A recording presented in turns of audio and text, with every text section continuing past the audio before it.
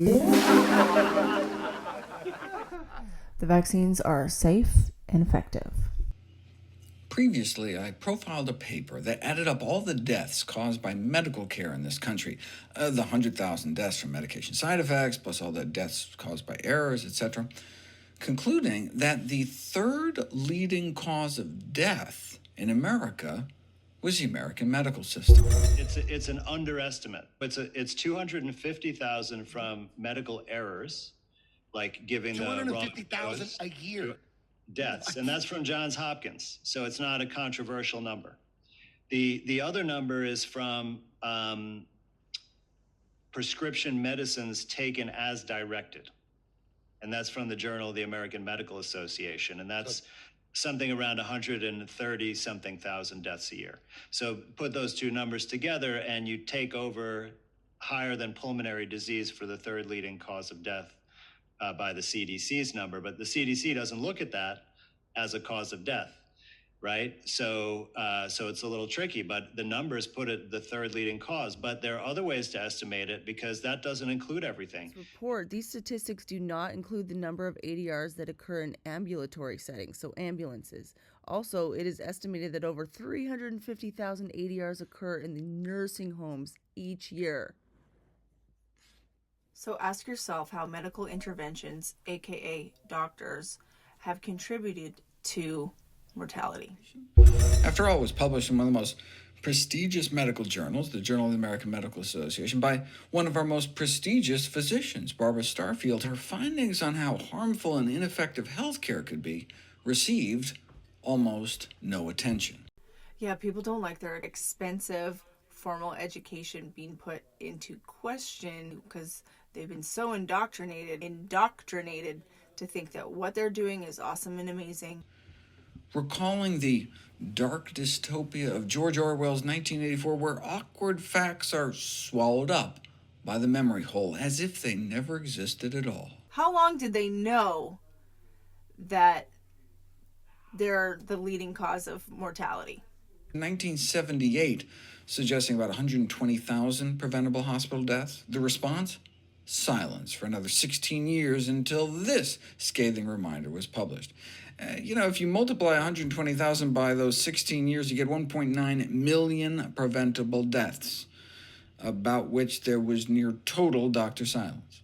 For if they really believed that a minimum of 120 people every day were dying preventable deaths in hospitals, you'd draw a line in the sand. Like if an airliner was crashing every day, you'd expect the FAA would step in and do something. Instead, we get the silence. Dr. Starfield didn't stay silent, but she is unfortunately no longer with us. Ironically, she may have died from one of the adverse drug reactions she so vociferously warned us about. The medical system traumatizes med students via hazing and sleep deprivation.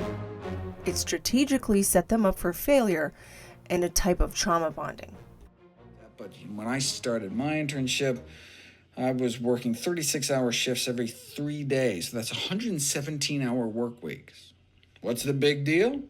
Well, when interns and residents are forced to pull all-nighters, they make 36% more serious medical errors, 5 times more diagnostic errors, and have twice as many attentional failures.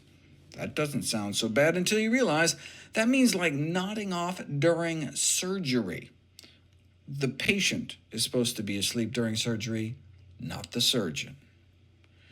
Impairing performance as much as a blood alcohol level made it illegal to drive a car, but can still do surgery. So no surprise, 300% more patient deaths. If you're exhausted all the time, how are nurses, doctors, and med students supposed to think clearly, or more important, critically? Residents consider themselves lucky if they get through training without killing anyone. Not that the family would ever find out. Doctors, with rare exceptions, are unaccountable for their actions. That doesn't include everything. It doesn't include deaths from vaccines, which in the last year has been a very high number. And it doesn't include chemotherapy because, probably everyone who takes chemotherapy dies of chemotherapy if they die.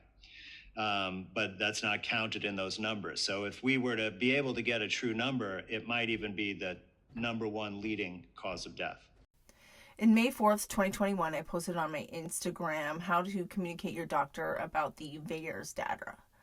And I basically said that Harvard University came up with a report that found that less than 1% of the adverse reactions were reported to the VAERS system. Less than 1%. So any report that you see, you can basically add 2 zeros respectively to come up with more of an accurate number. So do the math.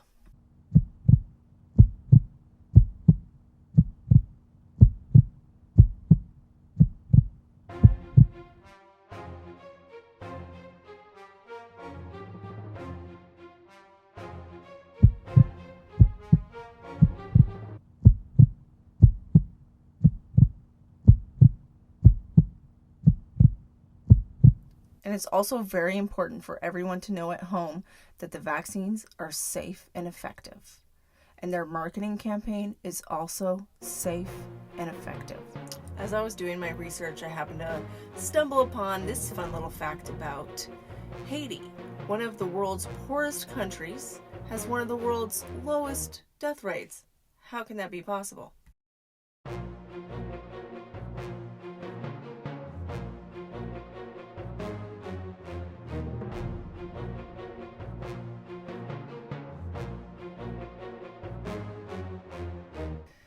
As of the end of April, only 254 deaths were attributed to COVID. Haiti's success is not due to some innovative intervention against the virus.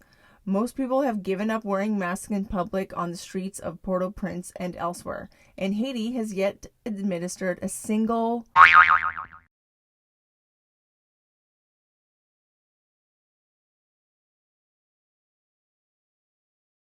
can basically add a 0 or 2 zeros respectively to come up with more of an accurate number.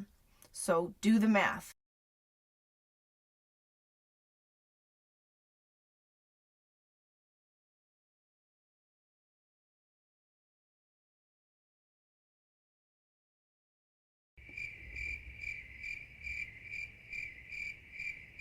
Doctors know best.